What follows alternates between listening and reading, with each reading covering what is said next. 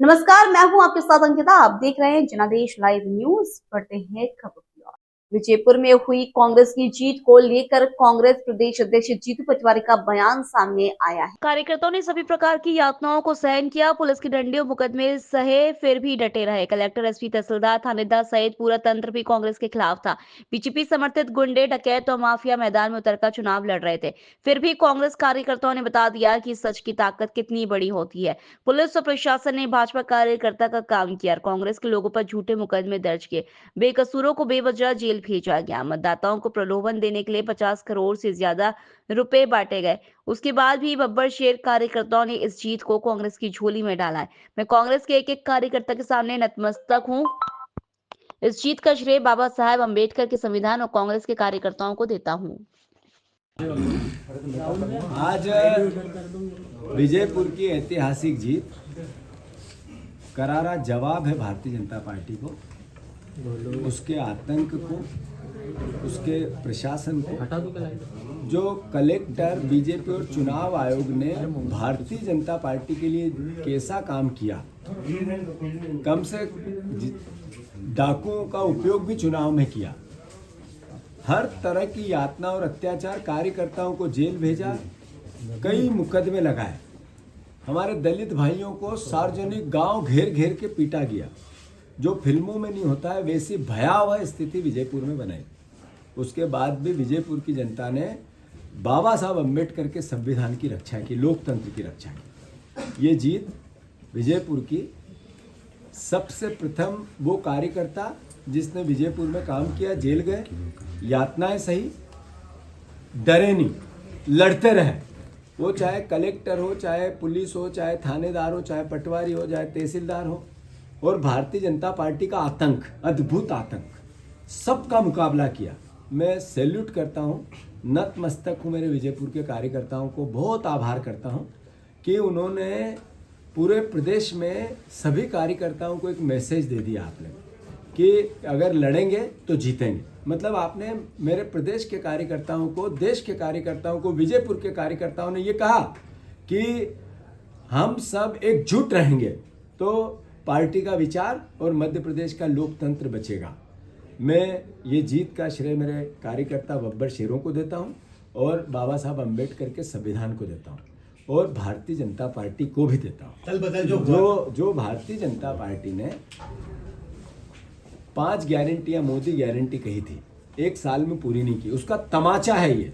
आपने गेहूं के दाम नहीं दिए, आपने धान के दाम नहीं दिए, आपने 3000 बहनों को बोला था वो नहीं दिया, आपने 6000 सोयाबीन के नहीं दिए, आपने 450 का गैस सिलेंडर नहीं दिया।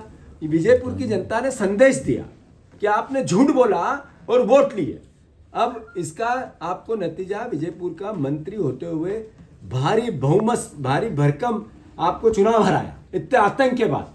तो मैं फिर से, मोहन यादव जी, आप पर्ची के मुख्यमंत्री हो, आप जनाधार के मुख्यमंत्री हो ही नहीं। आपको चुना गया था शिवराज जी को, आपको पर्ची से बनाया गया है।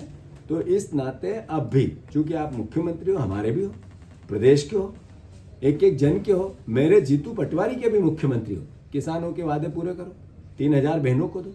ये संदेश है आपके लिए। हमने कहा था सरकार नहीं बदलेगी, चलनी चाहिए सरकार 5 साल, अच्छी चलनी चाहिए, हम विपक्ष की भूमिका निभाए, पॉजिटिव, सकारात्मक निभाए, मोहन यादव जी को सहयोग करें, बीजेपी को सहयोग करें। पर आपने जो कहा आप पूरा करो, बहनों के आबरू बचाओ। ऐसे बुधनी में 1,30,000 वोट से लोकसभा में हम पीछे थे। इसका मतलब है कि 5000 की हार जीत पे चुनाव चल रहा है, यानी अल्टीमेटली लूटा जा रहा था चुनाव। जैसे विजयपुर में लूटा जा रहा था, ऐसे बुधनी में भी। शिवराज जी भी जनाधार से नहीं जीतते थे, वो बुधनी में चुनाव लूटते थे। उसका इस बार हमने हर बूथ पे मेरे कार्यकर्ताओं ने बुधनी के चुनाव लड़ा, हम बरोबरी पे आ गए। जब 20 साल का मुख्यमंत्री 1,30,000 की जीत अर्जित कराता है, वहाँ 5000 की हार जीत पे अगर पार्टी आई है, कांग्रेस आई है, तो मेरे कार्यकर्ताओं ने कितनी मेहनत की होगी।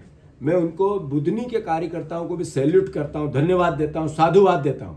जैसा मैंने विजयपुर को लेके कहा, बुधनी के परिवार के लोग जो पूरे प्रदेश से वहां लगे थे या स्थानीय थे, उन्होंने कांग्रेस का और कार्यकर्ताओं के मस्तक पे एक तरह से तिलक लगाया है। ये तिलक एक दिन मध्य प्रदेश की विधानसभा पे भी आप लोग लगाओगे, ये आपने संजीवनी दी है। मैं फिर से विजयपुर के कार्यकर्ताओं के और बुधनी के कार्यकर्ताओं का बहुत बहुत बहुत आभार व्यक्त करता हूँ, नतमस्तक हूँ, उनका धन्यवाद देता हूँ। और सभी वरिष्ठ जनों का, सारे हमारे CLP से लेके सारे हमारे बड़े नेता, पूर्व CM, सारे जो PCC के अध्यक्ष हैं, सारे जो भी सीनियर, उनका सबका मजबूती से, एकजुटता से सहयोग जो मिला, उसी का परिणाम है विजयपुर की जीत। और बुधनी भी जीत के मुहाने पे हैं।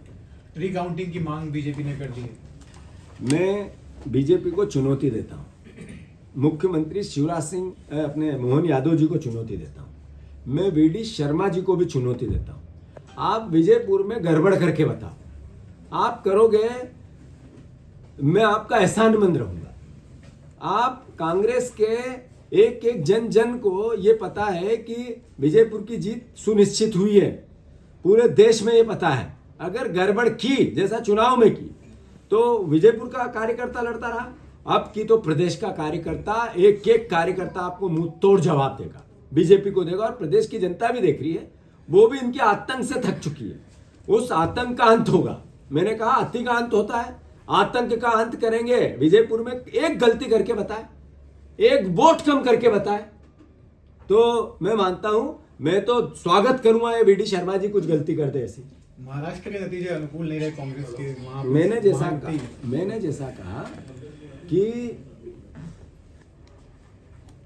महाराष्ट्र में नरेंद्र मोदी जी ने जिस तरीके की नफरत और घृणा, और एक सीट पे 50 करोड़ रुपया, नफरत की भाषा देश का प्रधानमंत्री माइक पे खड़े होके बोलता है, कटोर बटो, फिर 50 करोड़ का तड़का लगाता है, लाडली बहना को अलग से लालच देता है, और इसी कॉम्बो से जीतने की कोशिश होती है। मध्य प्रदेश इसको भोग रहा है, महाराष्ट्र भी एक दिन भोगेगा। फिलहाल इस बुलेटिन में इतना ही। आप देखते रहिए जनादेश लाइव न्यूज। नमस्कार।